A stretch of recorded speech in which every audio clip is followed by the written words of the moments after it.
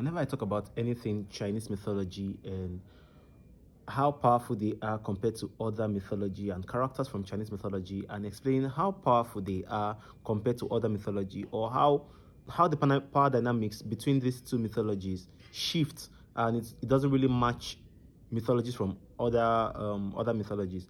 There's always people that come to the comment section. Greek gods are subjected to the fates, so which means that they can't really do much without being cautioned by the fate. But what you fail to understand is that no, the Olympians are subject to the fate, and probably all the gods under, which are basically the gods that Olympians gave birth to.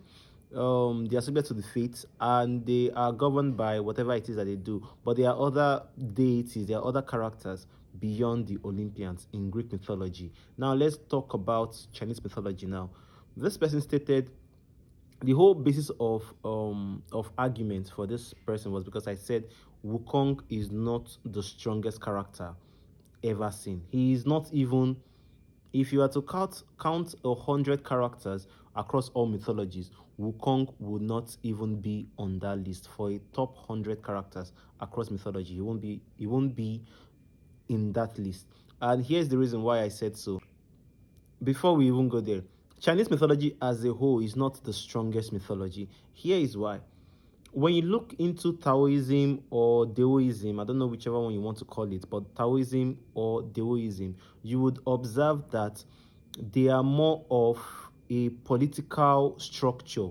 There is the Jade Emperor. He kind of like delegates. He delegates who and who would be at so time. He would, at some point in time, he changed the number one king of hell. There are 10 kings in hell, or 10 kings of or 10 gates of hell, and each of them have a king that governs whatever happens. So each of them have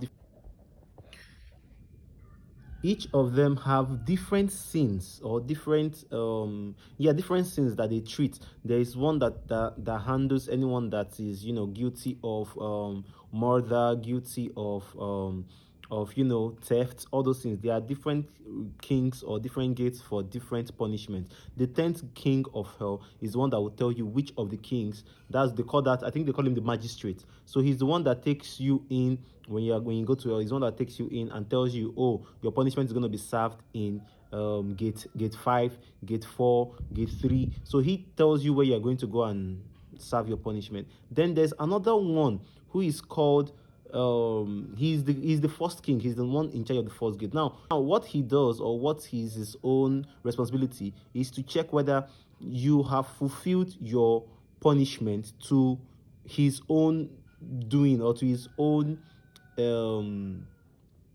he's just to check whether you have fulfilled your punishment and it tallies with the sin that you've committed. Then he decides whether you are going to be reincarnated, or you are going to go back to go and serve the punishment again. Now, there was a particular king of hell who was always forgiving people. Now, when you get there, after you've served your punishment, you just be like, oh, okay, keep going. Oh, okay, keep going.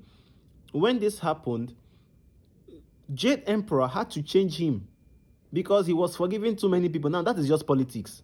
That is just human politics. When you look at the structure, it's basically human politics. It's just like a president of a country saying, oh, okay, you come and be my minister for so and so. You come and be my minister of so and so. That is why when people are saying that Chinese mythology is planetary or is cosmic, it doesn't make any sense, because they were being delegated to watch over these particular things. Jade Emperor will just say, oh, this group of people, you are the constellation of, you are the constellation prince of whatever. You are the constellation guardians or whatever. I don't know if you understand. So it doesn't make sense when people say, oh, they are planetary, because they are not planetary. When you look at all the times they fought, there was no big planetic feat. It was just basic fight between, how you would say, a fight between Hercules and Atlas. Now, when you look at the stronger versions of deities from Chinese mythology, when we talk about Pangu, the one who split into yin and yang, if I'm not mistaken. When you talk about even Buddha, you don't see Buddha in many of these things, because he's one of the calm ones. He's one of those ones that don't really directly interfere in things that happen. He's like a pacifist. He's more of an enlightenment kind of deity who wants people to just free themselves from their individuality, from their physical being. Notwithstanding, he's still very, very powerful.